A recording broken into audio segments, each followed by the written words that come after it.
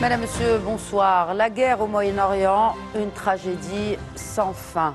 Un an après le début des massacres israéliens sur la bande de Gaza suite à l'attaque du 7 octobre, voici que le monde entier suit avec inquiétude et angoisse ce qui est en train de se passer au Liban. Et les mots du Premier ministre israélien ne rassurent pas dans ce sens puisque Netanyahou a menacé les Libanais cette semaine de, je cite, destruction comme à Gaza s'ils ne libéraient pas leur pays du Hezbollah. Jusqu'où irait-il pour légitimer son maintien au pouvoir? Malgré les mises en garde de Joe Biden à Netanyahou sur l'escalade au Liban, l'armée israélienne a ciblé aujourd'hui 2 casques bleus de la FINUL. Le Premier ministre israélien s'est en effet entretenu hier par téléphone avec le président américain sur le projet de son pays de frapper l'Iran en réponse à l'attaque de missiles lancée par Téhéran le 1er octobre dernier. En attendant le feu vert de l'oncle Sam, le cabinet de guerre israélien s'active et enchaîne les réunions pour préparer cette réplique. En attendant aussi, les bombardements aériens israéliens se poursuivent, notamment sur la banlieue sud de Beyrouth.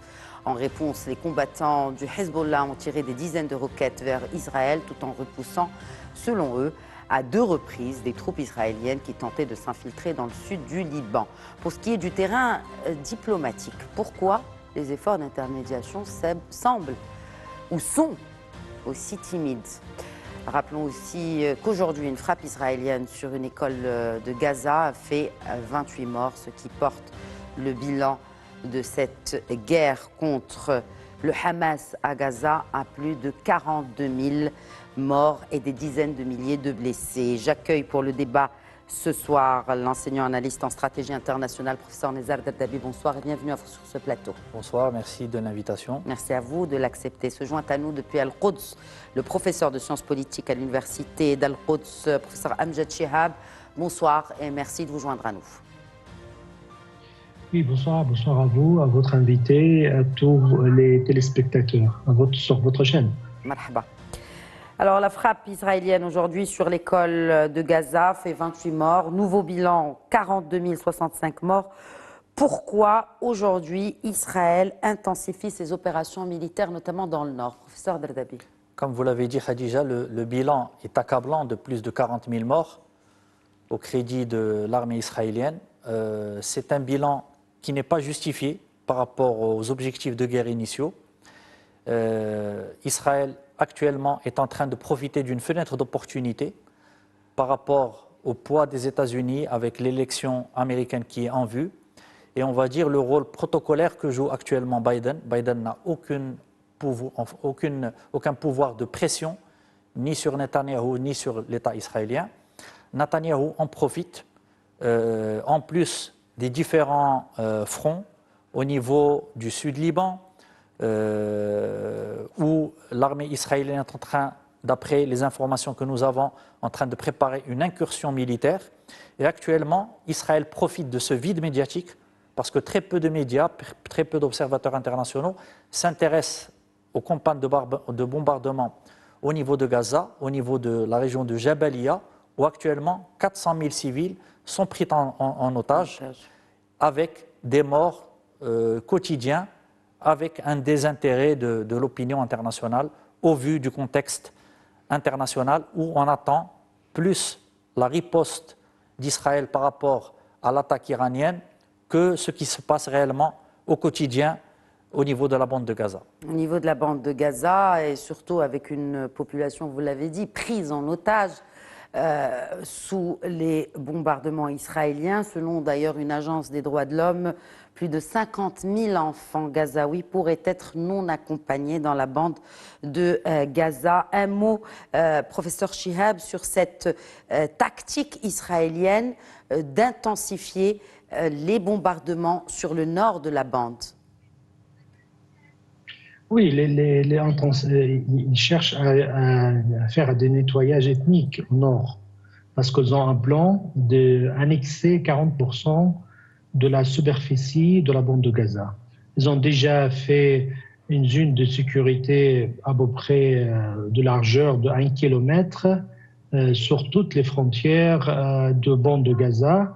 Ils voulaient chasser tous les habitants qui habitent au nord pour annexer le nord, pour faire des zones industrielles et des zones de colonies vers comme ils ont préparé.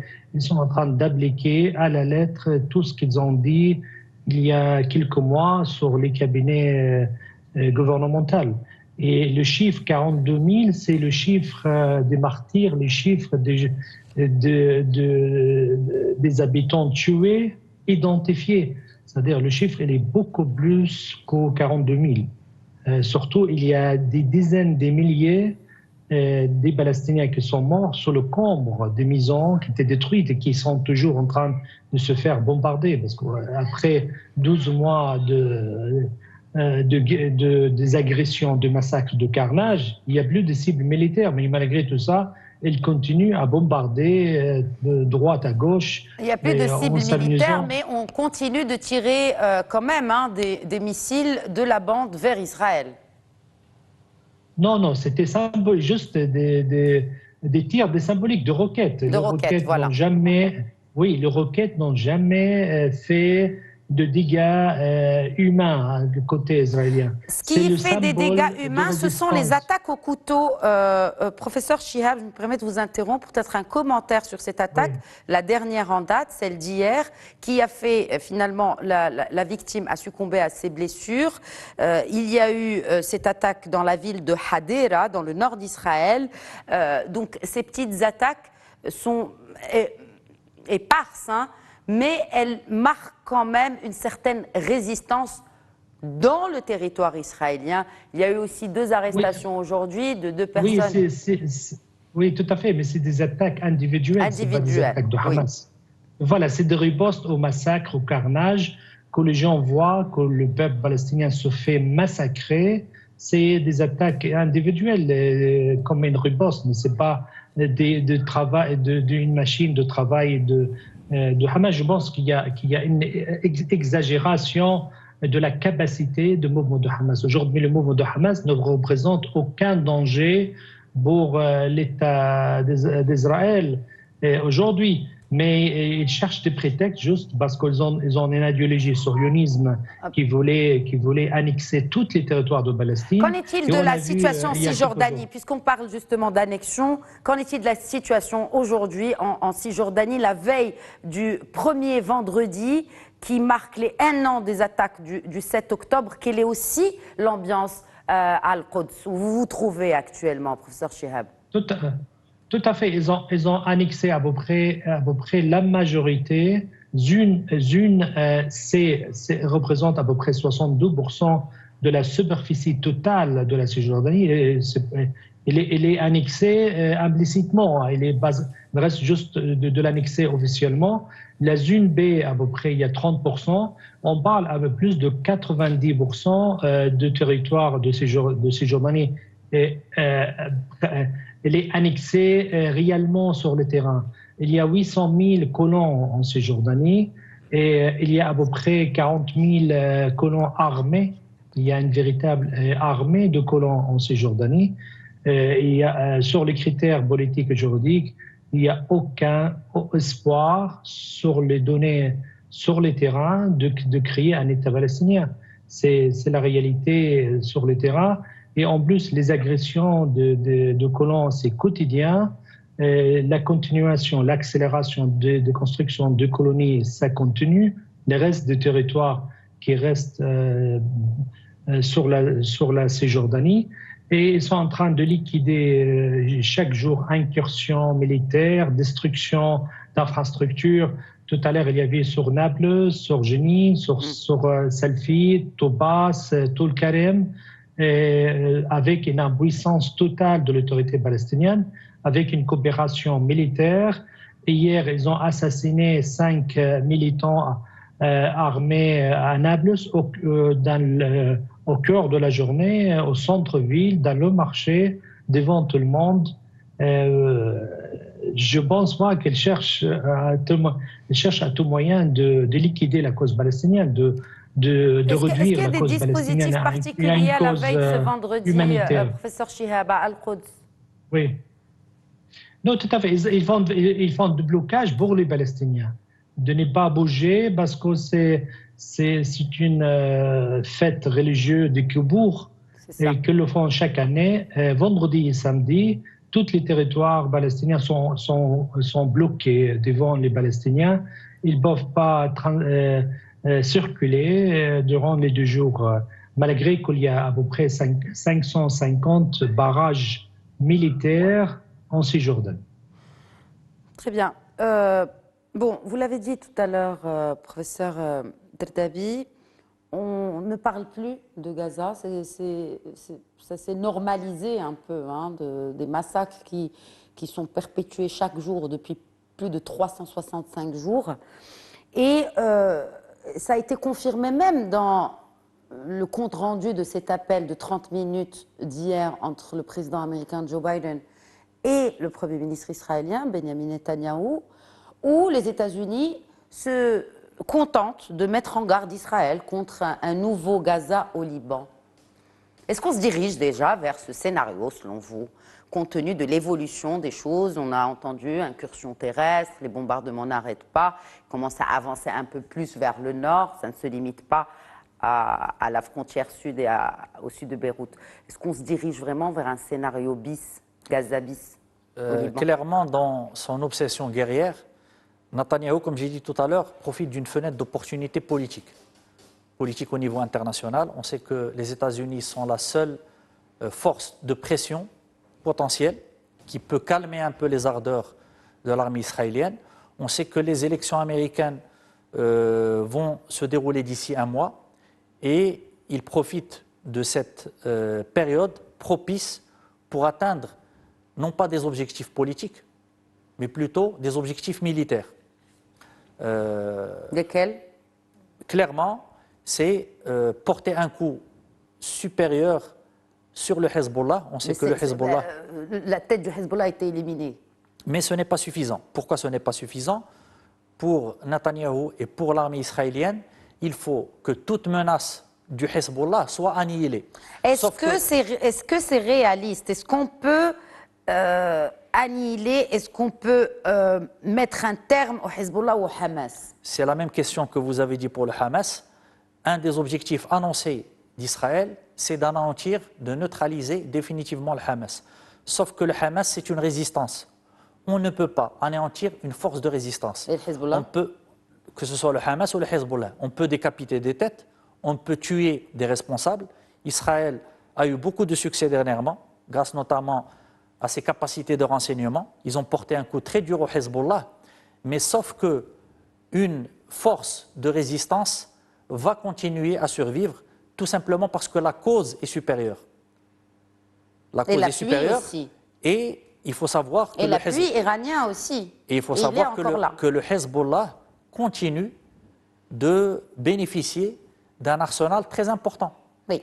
On sait que l'arsenal de guerre du Hezbollah n'a pas été utilisé complètement et on sait que le Hezbollah se garde cette possibilité de riposter à une attaque terrestre qui est potentiellement probable au vu du discours de Benjamin Netanyahou en anglais qui a été, je pense, dirigé à la communauté internationale mais aussi à la population libanaise pour essayer de retourner la population libanaise contre le Hezbollah. Sauf que le Hezbollah, à part le fait qu'il représente à la base, c'est le parti de la population chiite, mais en cas d'agression, une grande partie de la population se rallie au Hezbollah dans un esprit de défense du drapeau national et de défense contre l'agresseur. De défense de la terre.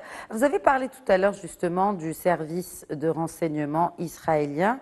Aujourd'hui a été, enfin selon certains médias, on aurait arrêté en Iran le chef de la brigade d'Al-Quds, un certain Kanan, et qui aurait peut-être fourni des informations. Est-ce que c'est une taupe ou un bouc émissaire qu'on voit ici sur la photo?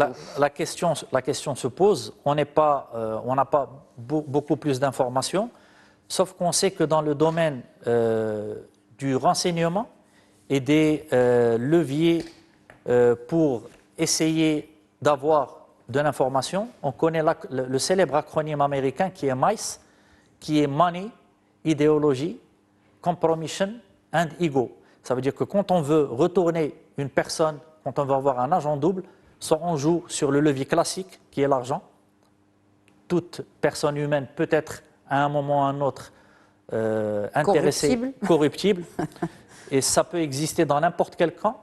D'ailleurs, même les Israéliens ont enregistré une taupe dernièrement qui était détournée par l'Iran. Alors, est-ce que c'est effectivement une taupe? Est-ce que c'est un bouc émissaire? Toujours est-il que l'Iran a, après la mort d'Ismaël Haniyeh sur le territoire iranien, a accusé le coup, parce que c'est quand même une défaillance des services de sécurité et de renseignement iraniens, qui ont été quelque peu dupés ou bien bernés par les services israéliens.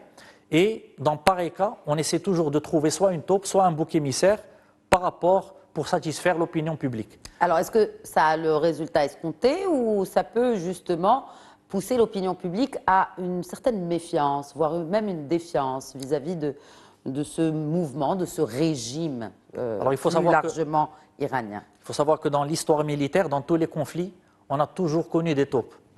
Durant la guerre froide, durant les 2 guerres mondiales, dans chaque camp, et c'est un des objectifs qui est visé par les services de renseignement, c'est essayer de retourner un responsable politique militaire de l'autre camp contre, comme je vous l'ai dit, soit de l'argent, soit une compromission.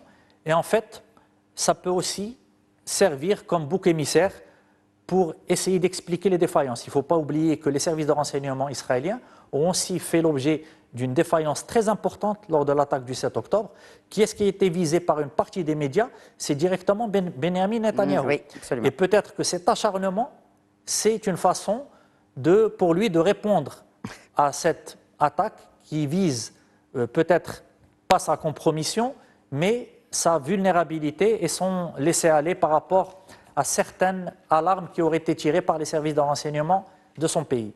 Professeur Chihab, passons à présent au volet diplomatique. On voit qu'il y a des tentatives vaines, peut-être aussi, d'intermédiation. Il y a eu cette rencontre entre le prince héritier Mohammed Ben Salman et le chef de la diplomatie iranienne d'un côté. Il y a eu aussi une rencontre avec de hauts responsables qataris. Est-ce qu'aujourd'hui, ces monarchies-là ont encore une carte à jouer dans l'intermédiation ou vraiment, là, ça se joue entre les États-Unis, et notamment pour la riposte d'Israël à l'Iran, où ça se joue à un feu vert américain pour que Israël passe à l'acte et réagisse à l'attaque du 1er octobre, ou en tout cas aux attaques du 1er octobre de Téhéran?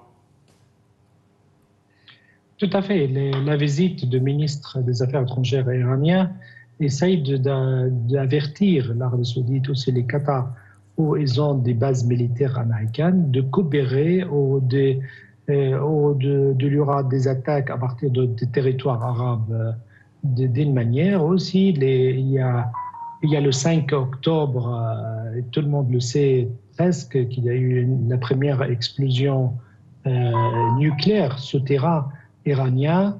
Et c'est un message aussi de dire aux Iraniens où vous allez aller, on est là.